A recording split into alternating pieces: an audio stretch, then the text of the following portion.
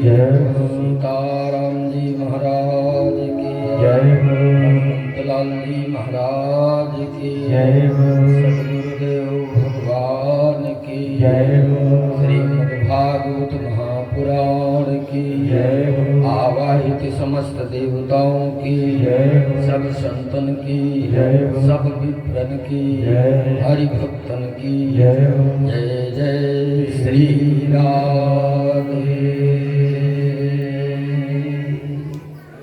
भगवत कथा सुधार सास्वादन परायण भक्तवृंद, मूर्तिमती भक्ति स्वरूपा देवियां एवं माताएं, अर्चनीय वंदनीय संत विद्वत विप्र एवं भक्त समाज, परम कथा रसिक शिरोमणि श्री हनुमान जी महाराज एवं परमाध्यक्ष स्वयं प्रभु, अकारण करुणा वरुणालय नंद नंदन श्याम सुंदर बांके बिहारी नटवर गिरधारी की असीम कृपा से हम लोगों को ऐसा सुनहरा अवसर प्राप्त हुआ है। आज का दिन तो बड़ा गजब का है।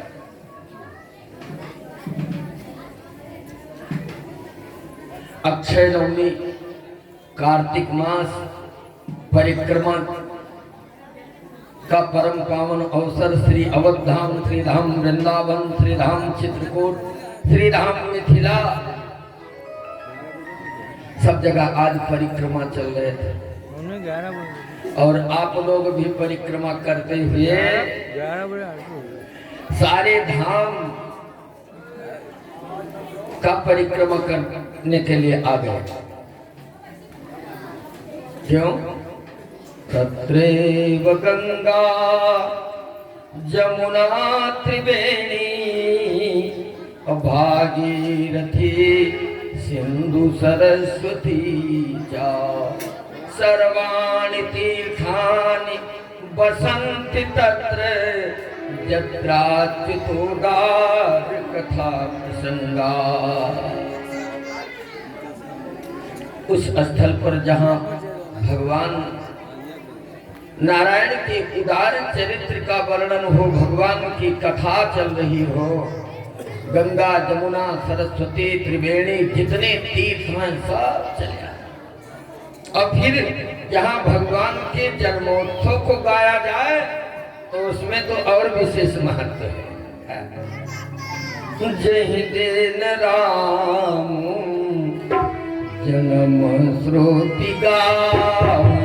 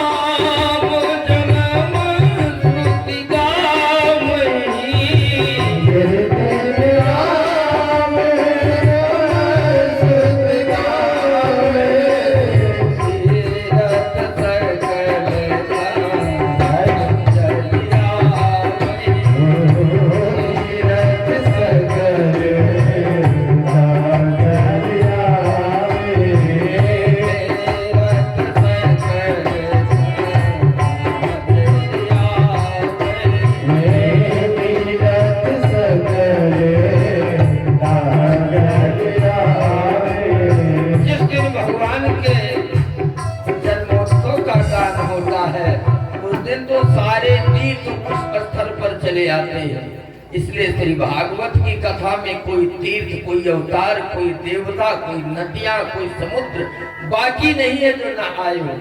अब किस रूप में आए हैं ये हमारे आपके आंख में क्षमता नहीं है देखने की, पहचानने की।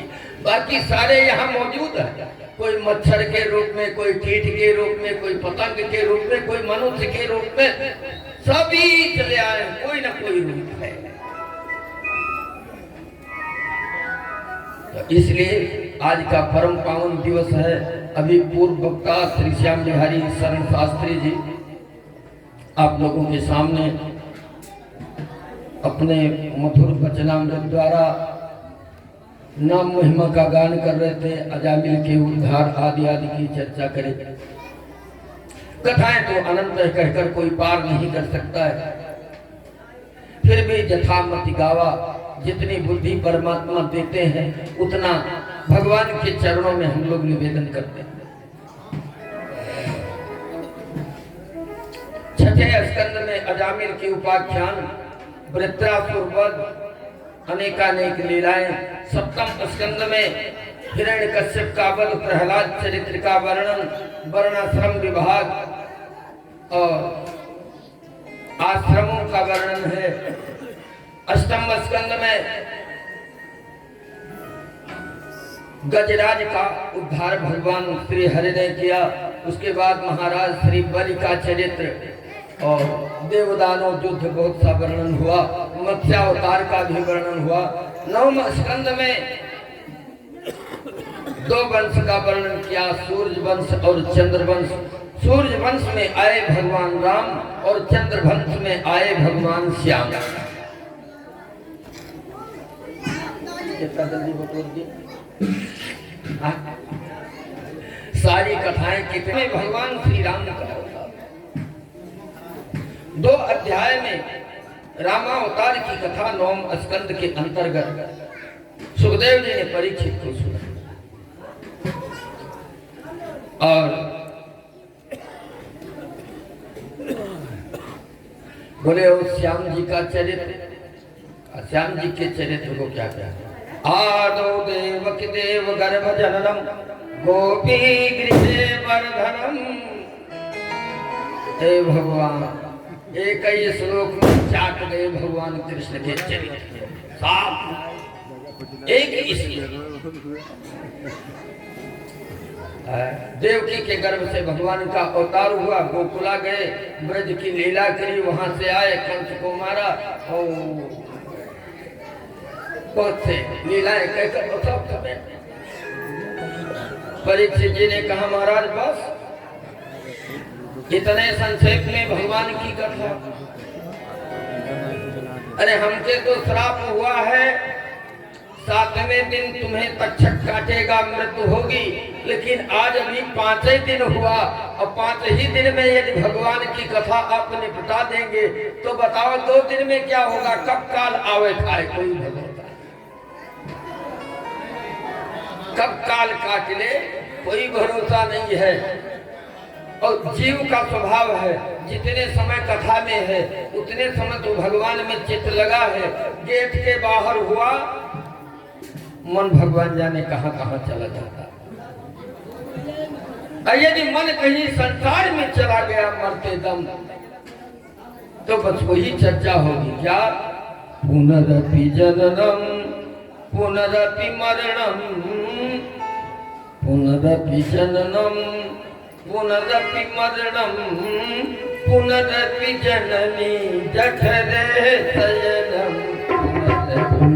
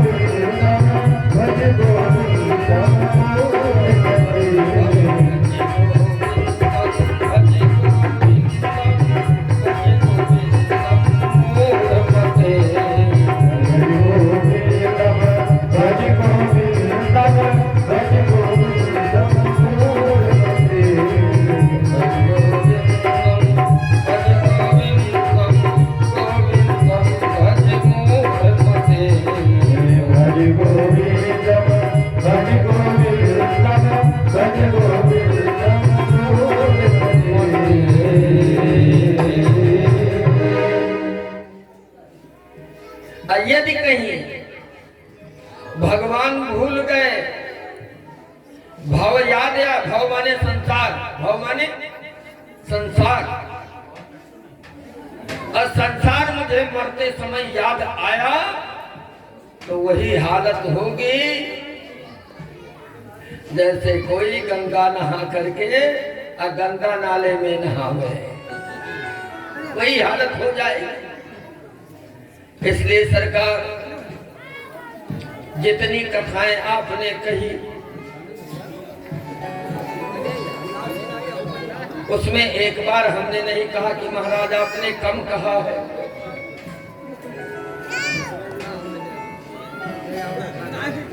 एक बार नहीं, लेकिन कृष्ण कथा में अब आप कंजूसी न कीजिएगा। है सनकादिक ऋषियों के अवतार भगवान के हुए, नारद के अवतार भगवान के ही हैं, 12 अवतार भगवान के ही हैं, नरसिंह अवतार भगवान के ही हैं, कच्छप भगवान ही हैं, मत्स्य भगवान ही हैं, हयग्रीव भगवान ही हैं, राम भगवान ही हैं। जितने कथाएं आपने सुनाई महाराज संक्षेप में सुनाई, हमने एक बार नहीं कहा कि महाराज थोड़ा और बढ़ाकर, लेकिन अब कृष्ण भगवान की कथा में कंजूसी मत कीजिए। सुखदेव जी ने पूछ दिया क्या वो सब भगवान नहीं थे? क्या वो सब भगवान नहीं थे? उनके बारे में तुमने तर्क वितर्क नहीं किया और आगे प्रश्न नहीं किया। ये कृष्ण भगवान से क्यों लगाव है? परीक्षित जी ने कहा सच्ची बात तो यह है महाराज, क्या कि जाते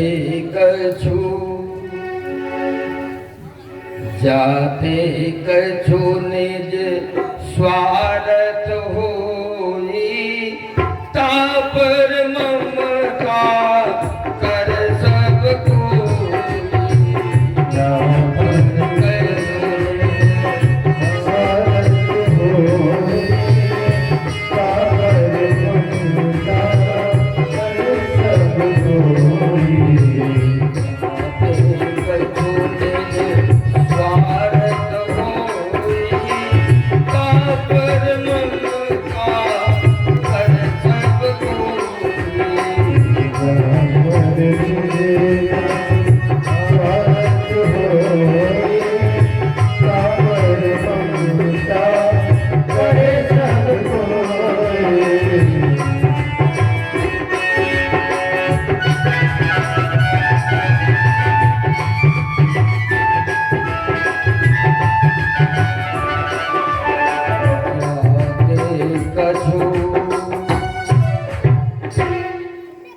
जिससे कुछ अपना स्वार्थ होता है उसी से हर व्यक्ति लगाव रखता है ना?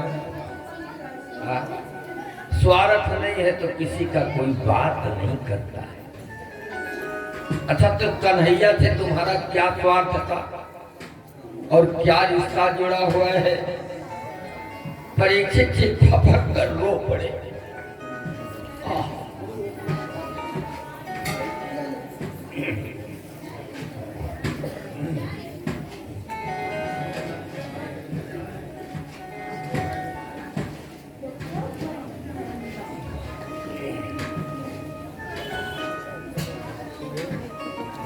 के एक एक उपकार मेरे ऊपर इतने हैं कि मैं गिनाकर पार नहीं पाऊंगा। कन्हैया न होते तो मेरा वंश मेरा परिवार सब साफ हो गया। महाभारत की लड़ाई हुई। ये परीक्षित कौन है? हमने तो बताया है, अर्जुन के पौत्र हैं। अर्जुन के बेटा अभिमन्यु के पत्नी उत्तरा कुंवर के गर्भ से इनका जन्म हुआ और गर्भ में भी द्रोणाचार्य का बेटा अश्वत्थामा ब्रह्मास्त्र का प्रहार। द्रोणास्त्र विपुरुष्टि मेदम मदंगम संतान बीजम कुरु पांडवा।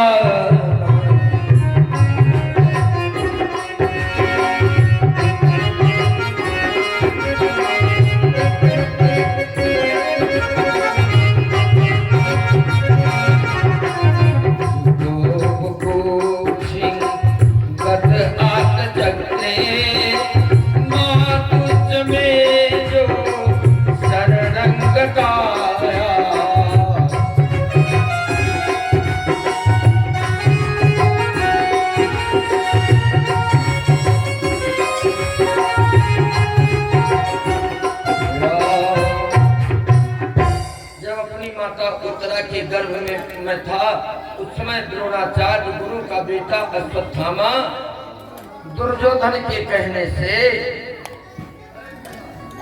मेरी मां के गर्भ के ऊपर ब्रह्मास्त्र का प्रहार किया।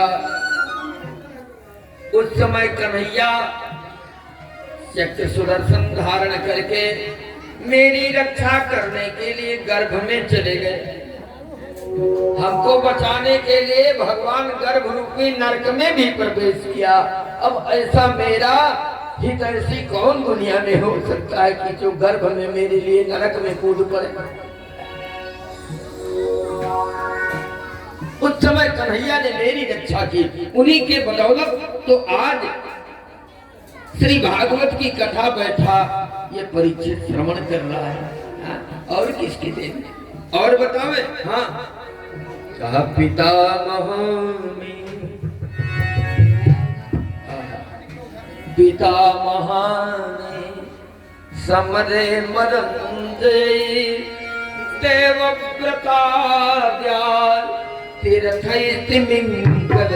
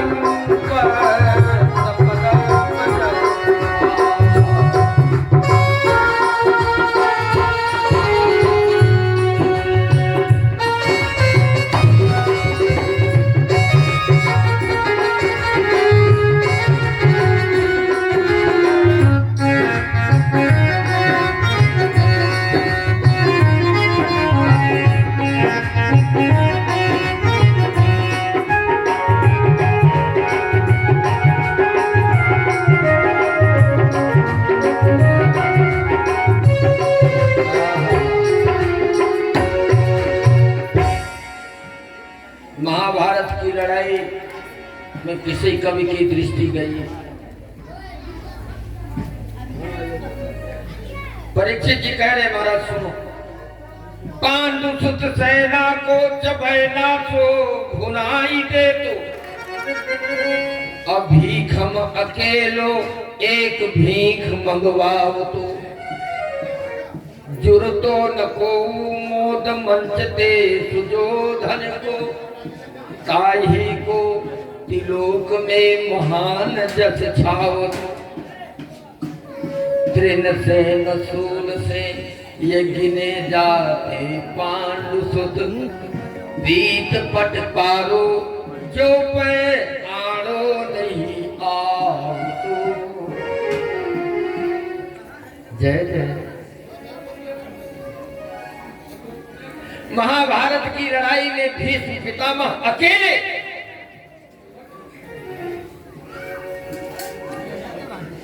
एक ही बाण में सारा महाभारत समाप्त कर देते। जैसे कोई भूज एक करछा रेती लेकर और हाड़ी में चने के ऊपर डाले, भर भर भर भर बस एक ही बाण में पूरे महाभारत के जितने महारथी जितने सेना सब समाप्त हो जाते। अरे दादा अर्जुन की क्या बात करें। यदि अर्जुन के सारथी कन्हैया न बने होते तो पता चल जाता युद्ध कितना महंगा होता है। सचिव दूध याद जाता अर्जुनों के भीष्म पितामह के आगे।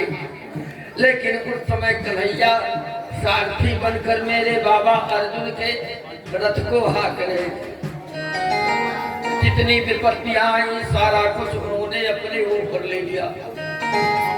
भीष्म द्रोण तटा जयद्रथ जला गांधार नीलोत्पला शल्यग्राहवती कृपेण बहनी कर्णेन बेलाकुला अश्वत्थाम विकर्ण घोर मकरई दुर्योधनावर्तिना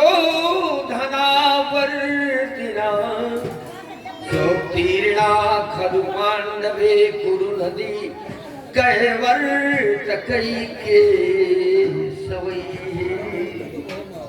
उस महाभारत की रूपी नदी में भीष्म और द्रोण ये दोनों तट बने हुए थे, दुर्योधन के तरफ, पांडवों की तरफ से नहीं थे।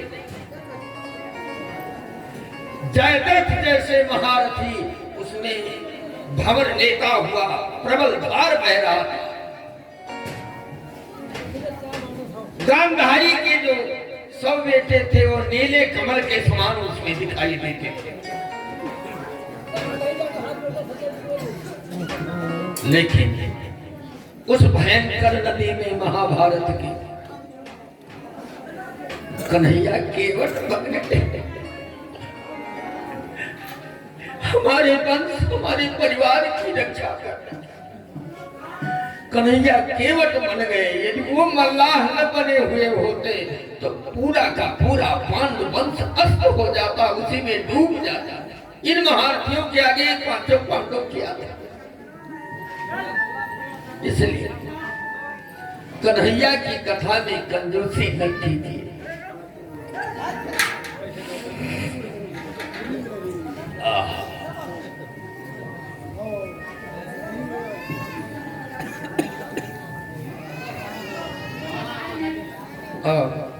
बैठा जा।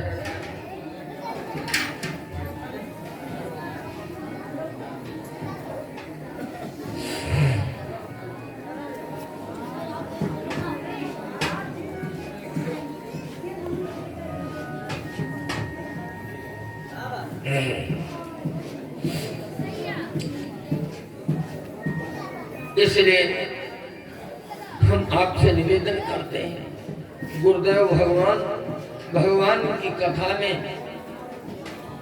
कंजूसी मत करना। और उनके विषय में हम कुछ प्रश्न करते हैं, उसका उत्तर दीजिए। कुछ पूछेंगे नहीं तो कथा का पेड़ बढ़ेगा कैसे? परीक्षित जी पूछने लगे, हमने सुना है नवम स्कंद में रोहिणी, तो ध्यान देकर सुन लीजिए। रोहिण्यास्तनया पुतो रामः शंकर खणस्त्वया देवक्या गर्भ संबंध कुतो देहांतरम विना। बड़े आश्चर्य की बात हमने सुनी है कि बलराम जी देवकी के गर्भ में रहे, लेकिन जन्म लिया रोहिणी माता के गर्भ से। एक ही शरीर से 2 लोगों के गर्भ में कैसे निवास कर सकता है? ये आश्चर्य की बात है, अद्भुत है। और बोले भगवान का अवतार तो मथुरा में हुआ, लेकिन कसमान मुकुंदो भगवान पितुर्गेहाब्रजं गतः क्वामाथं ज्ञातिभिः सार्धं कृतवान् सात्वतां पतिः। किस कारण से भगवान अपने पिता के घर से ब्रज को चले गए? अच्छा एक बात बताओ, भगवान श्री कृष्ण मामा जी के जेल खाने से गए थे कि वसुदेव के घर से गए? भगवान कृष्ण का अवतार तो मामा जी के जेल खाने में हुआ, कंस के जेल खाने में। तो जेल खाना है कि घर है वसुदेव? और सुखदेव जी से प्रश्न किए जा रहे हैं परीक्षित। पितुर्गेहाब्रजंगता। हाँ एक बात ध्यान से सुन लीजिए, घर किसे कहते हैं? घर जान लीजिए पहले। ना गृहम गृह मित्याहु गृहिणी गृह मुच्यते। ना गृहम गृह मित्याहु गृहिणी गृह मुच्यते। घर को घर नहीं कहा गया है, जिसमें घर नहीं रहती हो उसका नाम घर है। नहीं ईटा पाथर और सरिया सीमेंट से तो बना देवालय भी है, ठाकुर द्वारा भी है, वो तो ईटा पाथर से बना है। संत निवास भी बना है, आश्रम भी बना है, उसको घर नहीं कहा जाता। घर किसे कहते हैं? जेमा घरवाली रहा। गृह किसे कहते हैं? जिसमें गृहिणी रहती हो। इसलिए जेल खाने को घर कहा गया, क्योंकि देवकी और वसुदेव दोनों उसमें विराजमान थे।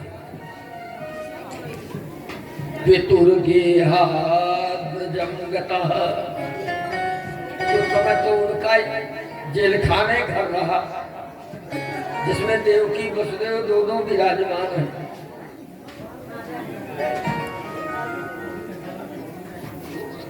और ब्रज को गए तो कहाँ रहे? कहाँ रहे?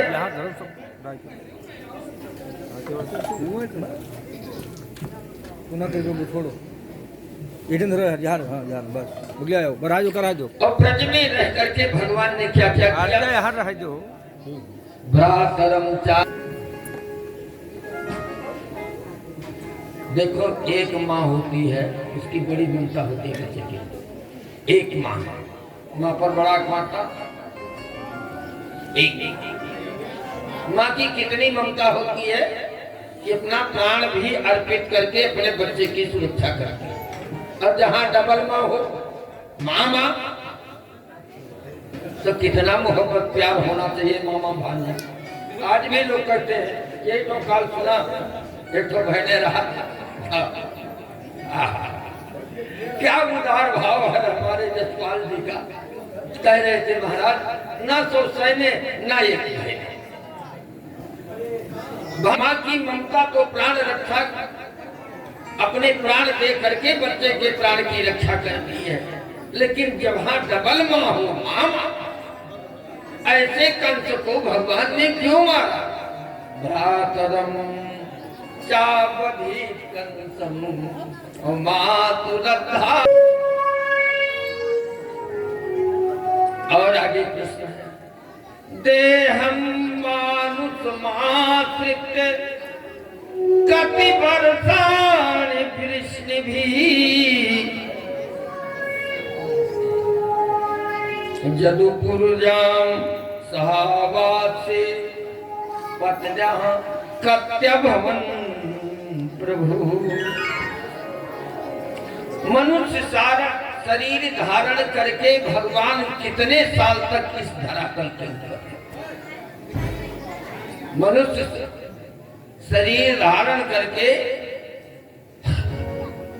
कितने वर्षों तक भगवान इस धरातल पर रहे? अब उनके कितनी पत्नियां, कति पत्नियां, अब कितनी पत्नियां हुई?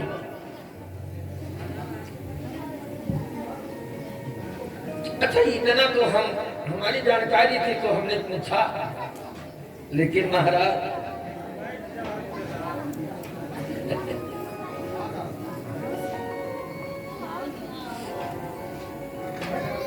एतदन्यच्च सर्वं मे मुने कृष्ण विचेष्टितम्। एतद अन्यच्च, इसके अलावा और भी जो भगवान के चरित्र हो, उसको आप कंजूसी मत करना। जितनी आपकी जानकारी होगी हमको भगवान के कृष्ण के विषय में सब सुनाइएगा।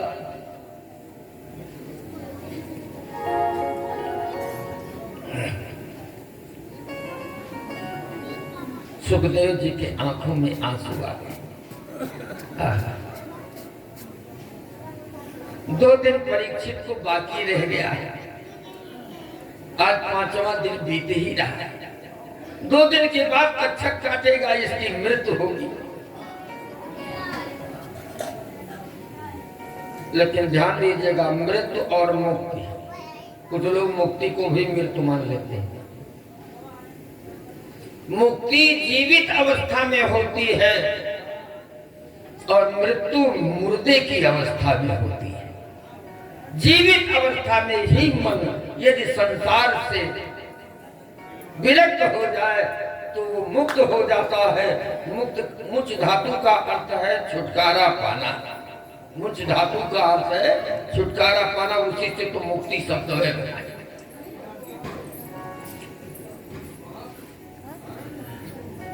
जिसका मन संसार में रम करके शरीर छूटे, उसकी मृत्यु होती है। और जिसका मन भगवान के चरणों में रत होकर शरीर छोड़े उसको मुक्ति होगी। और मरना तो भैया सबको है, ये अपना देश नहीं है, है?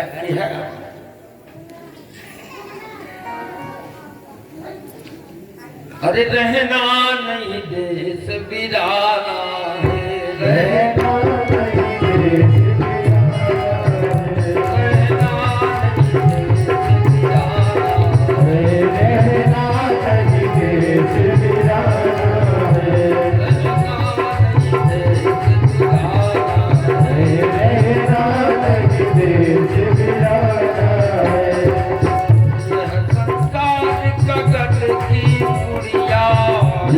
संसार गगन की पुड़िया, संसार गगन की पुड़िया, बूंद पड़े कल जाना है, रहना नहीं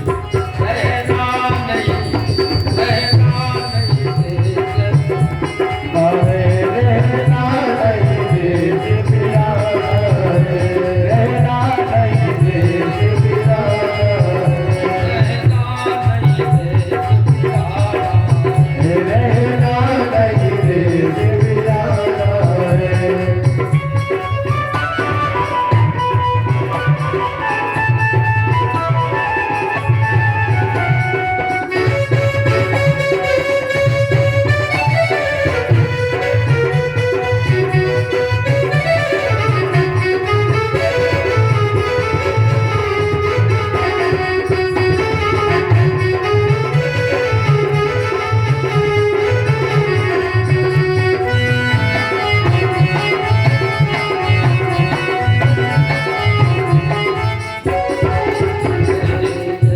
संसार गगन की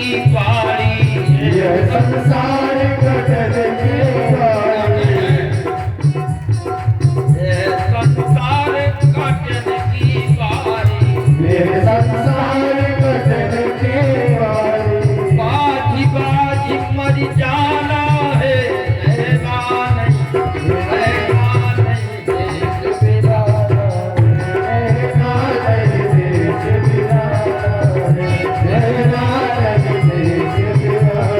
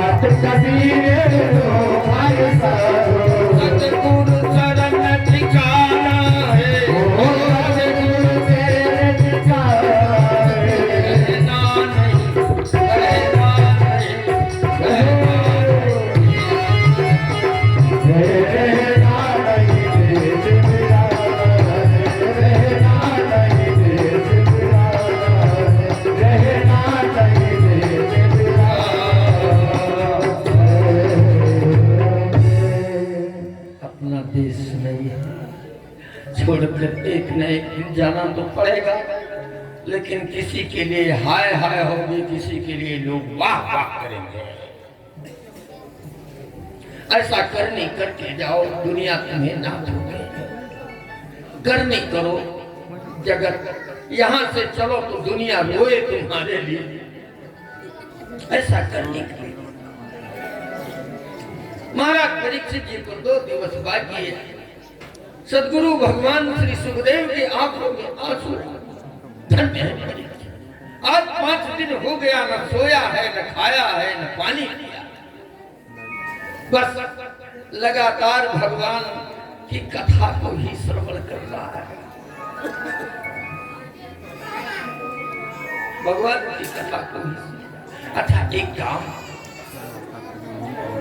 परीक्षित थोड़ा कुछ जलपान कर लो, थोड़ा कुछ जलपान कर लो। 5 दिन बीत गया है। फिर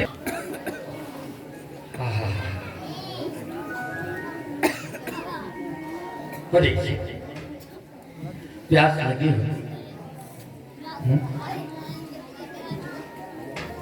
परीक्षित जी ने एक बात बड़ी सुंदर कही। क्या? नए साथ दूसहा छुन्ना त्यक्तो तुम अपि बाधते पिबंतम त्वन्मुखाम्भोज अच्युतम हरि कथामृतम। भगवान की कथा रूपी अमृत हम पान कर रहे हैं, इसके अलावा और भूख प्यास मुझे कुछ सताई नहीं। ऐसा दुसहा छुन्माम ना बाधते, ये दुख देने वाली क्षुधा और प्यास ये मुझे पीड़ा नहीं दे रही है। बस भगवान की कथा ही सुनाए जाओ, उसी अमृत का पान करो। बिना खाए पिए अमृत पान किया तो आप लोगों जीव मानी। 2 घंटा बैठ जाए के बाद चाय नहीं, सिर खुजलाना शुरू कर दो। 5 दिन बीत गया, लेकिन और देवताओं का अमृत नहीं, कथा अमृत का पान करने से तृप्ति प्राप्त कर रहे हैं। परीक्षित जी महाराज एवं निशम्य भृगुनंदन साधुपादम सकिम स भगवान विष्णुरातम प्रत्यर्च कृष्ण चरितम कलिकल्मखगनम व्याहर तुम्हार भक्त भागवत प्रधाना। धन्य हूं परीक्षित, साधुपाद तुम्हारे समान कौन होगा? क्यों? कथा के रस को वही जान सकता है जो कथा के रस का पिपासु हो, प्यासा हो। अब बिना प्यासे को यदि हम पानी पिलाएंगे तो वो गमन करेगा, पलटी कर देगा, जबरदस्ती पिलाकर देख लेंगे। यदि गले तक भरा हुआ है ऊपर से लगाकर राम कथा जी, राम कथा जी,